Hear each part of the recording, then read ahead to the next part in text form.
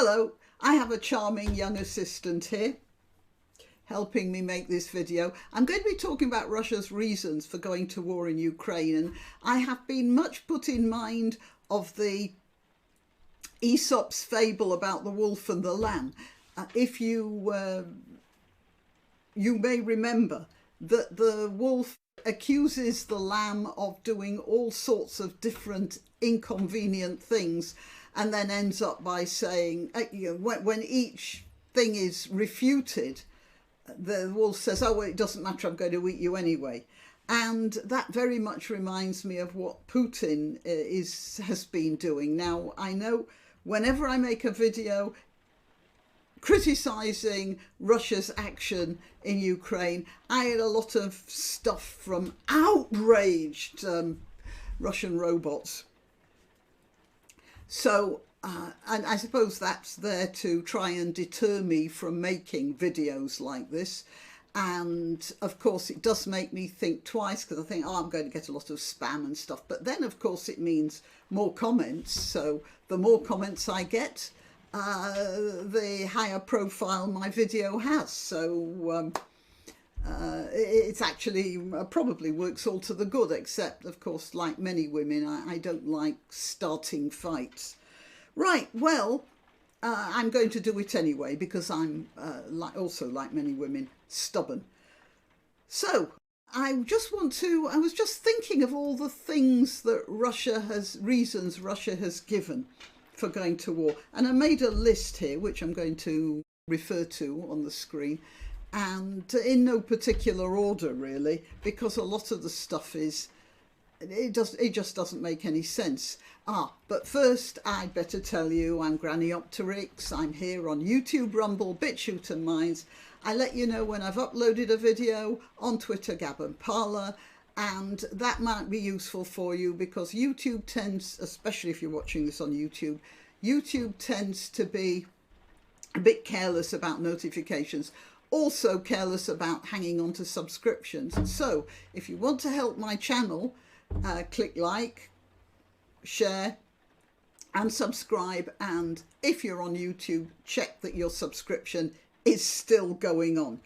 Okay, yeah, if you want to help me financially, buy me a coffee or one of the other links below. All right, now let's just start with the first reason. It's protecting Russian speakers in the eastern part of Ukraine, and the word genocide was used. Now, there has been a battle going on, because what happened was Russia took control of the eastern part of Ukraine years ago, and the Russians, well, the Ukrainians have been fighting that, and they have had definitely some rogue units who have behaved disgracefully, but then there are rogue units in Russia who've equally behaved disgracefully. Everyone's heard of the Wagner battalion, and that's Russian. So, trying to find out who's wrong and who's right here, the fact is that Russia invaded Donbass, and that is really where it should stop. After that, we're talking about details, both from the Russian and the Ukrainian side. Okay, but they're saying that the Ukrainians were committing genocide against Russian speakers.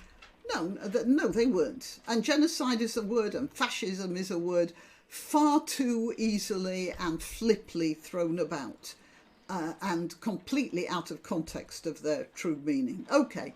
So that's the second thing, is the reason that the Russians invaded is denazification. They are going to denazify Donbass.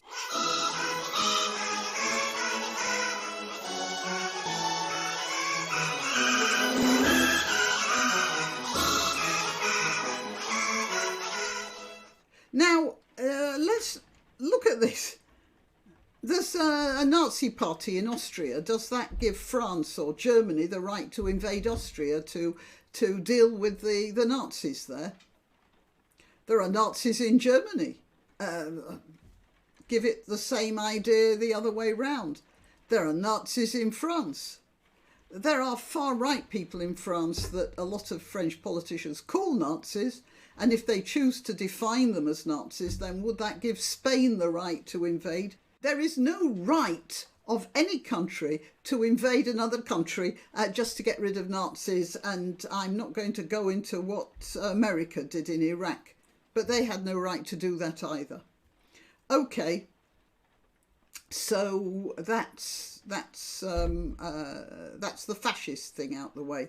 Now the next thing was Ukraine isn't a real country. According to Putin, according to Putin and his ilk, Ukraine was invented by Lenin, who gave that area this name. But you could say the same about Russia, because actually Kiev, the Principality of Kiev, or whatever it was called, they invented Russia. Russia started in Kiev and then moved to Moscow. So you could say by those lights, Ukraine has the right to suppress Russia as an invention of Kiev. And Putin made a speech on February the 21st, that's 3 days before the invasion of the special military operation. He said Ukraine never had stable traditions of genuine statehood. Well, neither did Russia. And I'll refer you back to the previous point. There was a point of high comedy, though. At one point, Lavrov, the foreign minister, said that Hitler was Jewish. That was when people quite rightly made the point that how could Ukraine be Nazi when their president is Jewish? And Lavrov said, oh, that's not important. Hitler was Jewish as well. It was probably a trial balloon. You know, they were going to see if that idea had any legs. But it didn't work. It caused so much international outrage that it forced Putin to apologise to the world. So he's there in the middle of a war, and he's apologising for his foreign minister saying that Hitler was Jewish. And I had this mental image of Putin on one phone ordering his troops to murder everyone in Bucha, the Ukrainian town, and on the other phone apologising, you know, from one phone to the other, apologising for his foreign minister saying Hitler was Jewish. There's something rather Mel Brooksian about that. Okay, let's see what else we have here. Ah, yeah, so Ukraine was always part of Russia is another justification. Well, you could say the same about Alaska. So all you Americans who think, well, maybe we should let Russia have Ukraine because Ukraine was a part of Russia. Well, okay, so was Alaska. What would you think if Russia suddenly moved in on Alaska and started massacring everybody in Nome or whatever? I'm sure you wouldn't like that. And there were parts of France that belonged to England once. So I'm sure you French guys wouldn't appreciate England just moving in on France and saying, well, it was always a fragmented state. It only became really a unified place in the 19th century, and part of it belongs to us anyway, so you're just a construct and we're going to move in on you. You know, what's here is here now. That's not a reason. Right, and then there was the NATO argument. Oh, NATO's moving in on us. Well, they're going to put missiles right next to the Russian border. Well, Estonia and Latvia are also right on the border, and they are part of NATO. Why hasn't Russia invaded Estonia and Latvia? Well, the answer is they would. If they got hold of Ukraine, the next thing would have been Estonia and Latvia. Because Russia is trying to find its way to the sea. But the Black Sea was more important to start off with. Yes, I'm sure they would have gone on. They would have got Ukraine, they would have gone into Transnistria, and then they would have, that wouldn't have taken much because they already have troops there, and then they would have gone for Estonia and Latvia. This would not stop. Right, so, oh, now there's the biolabs. Every country has biolabs, some of them more dangerous than others, but I'm quite sure that none of them as dangerous as the biolabs that had been funded by America in China. I don't see Russia invading China right now, although it powerful enough, it would definitely try. There are parts of China that Russia would be very happy to have. Okay, then there's a story that Ukraine was going to develop nuclear capability to threaten Russia. And here they start a story, they start talking not about going into Ukraine, but about a threat to Russia. It had sort of,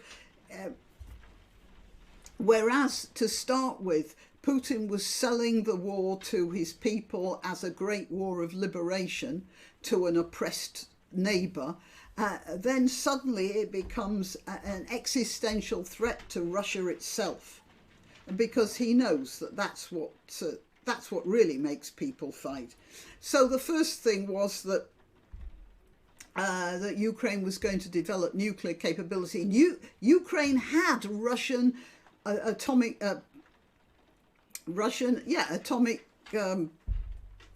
materiel of various sorts on their territory, and they gave it all back to Russia on the proviso that Russia wouldn't attack them.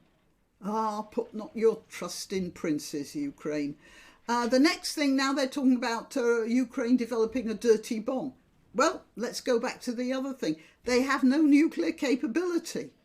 It's nonsense. And if they did have a dirty bomb, it would affect them as much as it would affect Russia. They are right on the border. It makes no sense. It really doesn't make any sense. And now, well, I don't know which one to put in. Let's see. They only wanted to liberate Donbass. Okay, they're saying, oh, no. I didn't want to kill you. I only wanted to cut your hand off. You know, so you should calm down. And then the latest is Satanists. They're not Nazis. They're not anti-Semitic Jews. They're not developing biolabs or nuclear bombs or whatever. No. They're Satanists. And again, this is the existential battle, not only for Russia's future now, but for the spiritual future of the world. Right, so that's the list. I'm sure I must have missed a couple, but anyway, I just thought we'd go through that so we'd get the stories straight for whenever a new story comes up. Okay, till next time.